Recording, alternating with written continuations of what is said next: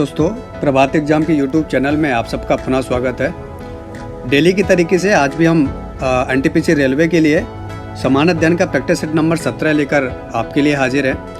दोस्तों, आप जितना मेहनत किताबों में करते हैं उसके प्रैक्टिस के लिए अगर डेली बेस पे कुछ क्वेश्चंस वैकल्पिक तौर पे देखे जाएं तो आपके प्रतियोगी परीक्षा के लिए बहुत ही महत्वपूर्ण साबित होगा। और हम अपने प्रैक्टिस सेट में केवल उन्हीं सवालों को ही संकलित करते हैं जो आपकी परीक्षा की दृष्टि से बहुत ही महत्वपूर्ण होंगे। तो आप 5 से 10 मिनट देके अगर इन सवालों को रिवीजन डेली करते हैं तो ये आपके लिए बहुत फ़ायदेमंद साबित होगा। चलिए प्रारंभ करते हैं अपने प्रश्न नंबर 1 से। पहला प्रश्न है कि अकबर ने मनसब प्रणाली की स्थापना कब की थी? विकल्प ए है 1560 ईस्वी में, विकल्प बी है 1565 ईस्वी में, विकल्प सी है 1575 ईस्वी में और विकल्प डी है 1580 ईस्वी में। तो आपको बताना है कि अकबर ने मनसब प्रणाली की स्थापना कब की थी। इसका सही विकल्प होगा विकल्प सी यानी 1575 ईस्वी में। दोस्तों, अकबर ने मनसब प्रणाली जो बेसिकली सैन्य सेवा के लिए ये बनाई गई थी, इसमें किसी भी घुड़सवार या किसी सैन्य स्थिति पर बैठा व्यक्ति का पावर देखा जाता है और उसी आधार पे मनसब प्रणाली आगे बढ़ाई जाती है। आपको बता दें कि अकबर एक प्रमुख मुगल सम्राट रहा है। ये 1556 से 1605 तक इसने अपना साम्राज्य किया है। अकबर के समय में लिखी गई एक पुस्तक जिसका नाम है आईने अकबरी, जिसको अबुल फजल ने लिखा है, बहुत ही महत्वपूर्ण पुस्तक है। इन्होंने एक नया धर्म स्टार्ट किया था अकबर ने, जिसका नाम है दीन इलाही। तो इसको भी याद रखें कि दीन इलाही धर्म का जो प्रमुख संस्थापक था या शुरू करने वाला जो आदमी था वो अकबर ही था। दूसरा सवाल है मेगास्थनीज कौन थे? विकल्प ए है मंत्री, विकल्प बी है सेनापति, विकल्प सी है स्वतंत्रता सेनानी और विकल्प डी है राजदूत। तो आपको बताना है मेगास्थनीज कौन थे।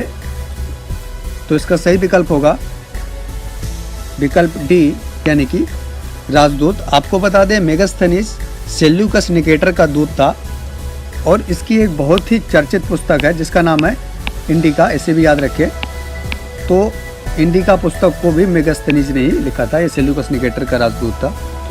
तीसरा सवाल है सोलह कुल की धारणा आधारित है, यानी ये किस पर बेस्ड है? सोलह कुल की जो अवधारणा है, कॉन्सेप्ट है, ये किस पर बेस्ड है? विकल्प ए है इस्लामी शरीयत पर, विकल्प बी है हिंदू धर्म पर, विकल्प सी है वहदतुल वजूद के सिद्धांत पर और विकल्प डी है उपर्युक्त में से किसी पर भी नहीं। तो इसका जो सही विकल्प होगा वो होगा विकल्प सी यानी वहदतुल वजूद के सिद्धांत पर सोलह कुल की धारणा बेस्ड है। चौथा सवाल है भारत में दालों का सबसे महत्वपूर्ण उत्पादक राज्य कौन सा है?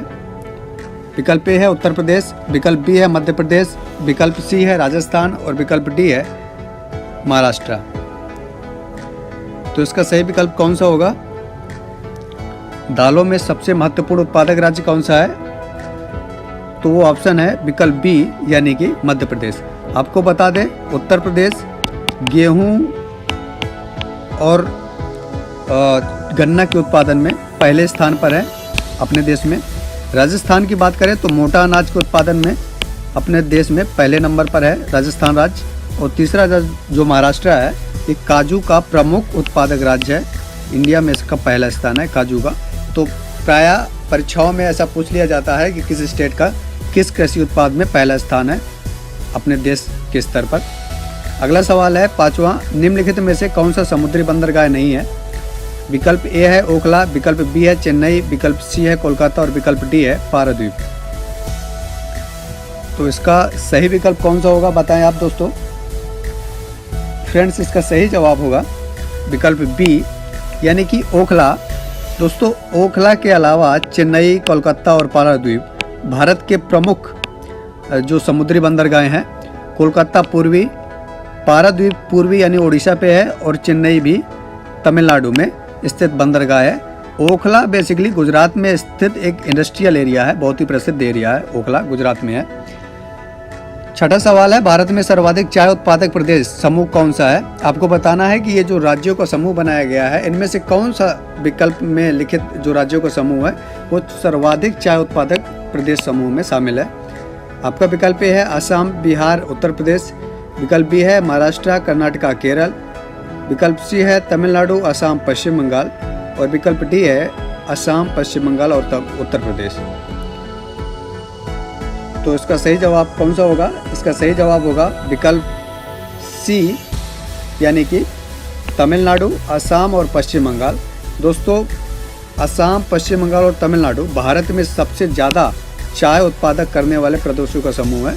वैसे तो सबसे ज़्यादा अगर बात करें राज्य में, तो असम सबसे ज़्यादा चाय उत्पादन करता है। अगला सवाल है 7वां, भारत के राज्यपालों की नियुक्ति कौन करता है? विकल्प ए है भारत के मुख्य न्यायाधीश। विकल्प बी है राष्ट्रपति। विकल्प सी है राज्य के उच्च न्यायालय के मुख्य न्यायाधीश। और विकल्प डी है राज्यसभा के सभापति। तो इसका सही विकल्प कौन सा होगा? मतलब राज्यों की राज्यपाल जो नियुक्त किए जाते हैं वो किनके द्वारा किए जाते हैं, आपको यही बताना है। तो विकल्प बी यानी राष्ट्रपति इसका सही उत्तर है। दोस्तों, राष्ट्रपति का जो उल्लेख किया गया है भारतीय संविधान में वो अनुच्छेद 53 के तहत किया गया है। इसमें कहा गया है कि भारत का एक राष्ट्रपति होगा जो देश का पहला नागरिक होगा। यही जो है बहुत सारे महत्वपूर्ण पदों पर लोगों की नियुक्ति करते हैं। राज्य के जो राज्यपाल नियुक्त किए जाते हैं वो राष्ट्रपति के द्वारा ही किए जाते हैं। आपको बता दें कि भारत में राष्ट्रपति का पद संवैधानिक प्रमुख तो है ही, लेकिन ये एक तरीके से प्रमुख कार्यकारी पद नहीं है, क्योंकि जो वास्तव में जो इस शक्ति का मतलब केंद्र की शक्ति का उपयोग करते हैं वो मंत्रिपरिषद के द्वारा की जाती है। अगला सवाल है 8वां, संविधान के किस अनुच्छेद ने राष्ट्रपति को सरकार से सूचना प्राप्त करने का अधिकार प्रदान किया है? विकल्प ए है अनुच्छेद 75(1), विकल्प बी है अनुच्छेद 75(2), विकल्प सी है अनुच्छेद 78(a) और विकल्प डी है अनुच्छेद 78(b). आपको बताना है कि कौन से अनुच्छेद के तहत राष्ट्रपति को सरकार से सूचना प्राप्त करने का अधिकार है। इसका सही विकल्प होगा विकल्प डी यानी अनुच्छेद 78(b). दोस्तों, भारतीय संविधान के अनुच्छेद 78(b) में स्पष्ट तौर पर कहा गया है कि राष्ट्रपति सरकार से समय समय पर सूचना प्राप्त कर सकेगा और जो भारत के प्रधानमंत्री होंगे या मंत्रिपरिषद होगी वो जब कभी ज़रूरत समझे तब राष्ट्रपति को ऐसी सूचना प्रदान करते रहें। अगला सवाल है 9वां, संघीय व्यवस्था में किस संस्था को संविधान का संतुलन चक्र यानी संविधान का संतुलन चक्र किस संस्था को माना जाता है? संघीय व्यवस्था में जो फेडरल अपनी व्यवस्था है उस पर किस संस्था को संविधान का संतुलन चक्र माना जाता है? विकल्प ए है व्यवस्थापिका, विकल्प बी है मंत्रिपरिषद, विकल्प सी है न्यायपालिका और विकल्प डी है प्रेस। तो इसका सही जवाब कौन सा होगा दोस्तों, बताएं। बहुत ही महत्वपूर्ण सवाल है ये। इसका सही जवाब होगा विकल्प सी यानी कि न्यायपालिका। जुडिशरी को संघीय व्यवस्था में संविधान का संतुलन चक्र माना जाता है। दोस्तों, विधायिका बेसिकली कानूनों का निर्माण करती है और कार्यपालिका उनको लागू कराता है, लेकिन जुडिशरी इन दोनों ही स्तर पर क्या खामियां रह गई उन सब में यानी कार्यपालिका और विधायिका दोनों में संतुलन स्थापित करने का काम करते हैं। आपको बता दें कि भारत में जो न्यायपालिका है उसको संविधान के 124 से 129 अनुच्छेद है, ये 124 से 129, इसमें उसका वर्णन किया गया है। हमारे देश में जो न्याय प्रणाली है वो एकीकृत न्याय प्रणाली है, जिसमें सर्वोच्च न्यायालय सबसे ऊपर के स्थान पर है। राज्यों में हाई कोर्ट और जिला न्यायालय, उसके नीचे अन्य न्यायालय भी होते हैं। 10वां सवाल है निम्नलिखित में से कौन सा औद्योगिक अस्वस्थता यानी कि औद्योगिक रुग्णता का तात्कालिक संकेत नहीं है? विकल्प ए लाभ में कमी, विकल्प बी श्रमिक अशांति, विकल्प सी बाजार का संकुचन और विकल्प डी बाजार मांग में कमी। तो आपको बताना है कि औद्योगिक अस्वस्थता यानी कि रुग्णता का जो तात्कालिक संकेत कौन सा नहीं है। तो इसका सही विकल्प है विकल्प ए यानी कि लाभ में कमी। जनरली दोस्तों कंपनी में लाभ हानि चलते रहते हैं, लेकिन औद्योगिक रुग्णता घोषित होने के लिए किसी कंपनी में ये कुछ संकेतक हैं जिसका इस्तेमाल किया जाता है।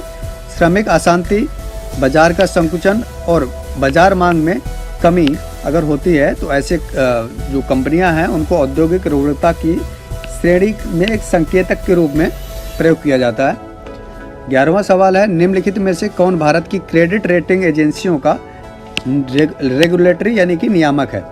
विकल्प ए आरबीआई, विकल्प बी एसबीआई, विकल्प सी आईडीबीआई और विकल्प डी सेबी। तो आपको बताना है कि क्रेडिट रेटिंग एजेंसी का जो नियामक है वो कौन सा है। तो इसका सही विकल्प है विकल्प डी यानी कि सेबी। दोस्तों, भारत की क्रेडिट रेटिंग को जो रेगुलेट करने का काम करता है वो सेबी करता है। इसका फुल फॉर्म है security and exchange bank of India. अगला सवाल है 12वां, किसने ग्रामीण निर्धनता उन्मूलन के लिए पूरा मॉडल को अपनाने का समर्थन किया? महत्वपूर्ण प्रश्न है दोस्तों, किसने पूरा मॉडल अपनाने का समर्थन किया? आपको बताना है। विकल्प ए है अभिजीत सेन, विकल्प बी है एएम खुसरो, विकल्प सी है मौलाना अबुल कलाम आज़ाद और विकल्प डी है एपीजे अब्दुल कलाम। तो इसका सही विकल्प कौन सा होगा? इसका सही विकल्प होगा विकल्प डी यानी कि एपीजे कलाम साहब ने पूरा मॉडल अपनाने के लिए बोला था, ताकि कलाम साहब पूरा मॉडल अपनाने के लिए बोले थे ताकि ग्रामीण निर्धनता का समूल उन्मूलन किया जा सके। आपको बता दें, एपीजे अब्दुल कलाम साहब भारत के राष्ट्रपति भी रहे हैं और एक प्रमुख वैज्ञानिक के रूप में रहे हैं। हाल ही में उनका निधन हुआ है। और मौलाना अबुल कलाम आज़ाद के बारे में बताएं तो ये स्वतंत्र भारत के पहले शिक्षा मंत्री बने। अगला सवाल है 13वां, लार किसके पाचन में मदद करती है? विकल्प ए वसा, विकल्प बी स्टार्च, विकल्प सी प्रोटीन और विकल्प डी विटामिन। तो इसका सही विकल्प कौन सा होगा? लार किसके पाचन में मदद करती है? इसका सही विकल्प है विकल्प बी यानी कि स्टार्च। लार स्टार्च के पाचन में बेसिकली मदद करती है। आपको बता दें, लार में बेसिकली टाइलिन पाया जाता है। टाइलिन जो हम खाना खाते हैं उसमें जो जीवाणु बैक्टीरिया वगैरह होते हैं उनको ख़त्म करने का काम करता है टाइलिन। अगला सवाल है 14वां, अन्य एक समृद्ध स्रोत है, यानी अन्य किसका एक समृद्ध स्रोत है? विकल्प ए ग्लूकोज का, विकल्प ए है स्टार्च का, विकल्प बी है ग्लूकोज का, विकल्प सी है फ्रक्टोज का और विकल्प डी है माल्टोज का। तो आपको बताना है अन्न किसका समृद्ध स्रोत है, सोर्स है। तो इसका सही जवाब है विकल्प ए यानी कि स्टार्च का अन्य एक प्रमुख स्रोत है, एक समृद्ध स्रोत है।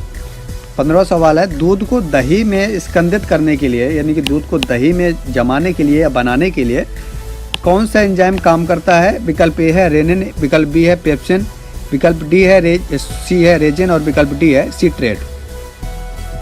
तो इसका सही विकल्प है विकल्प ए यानी कि रेनिन।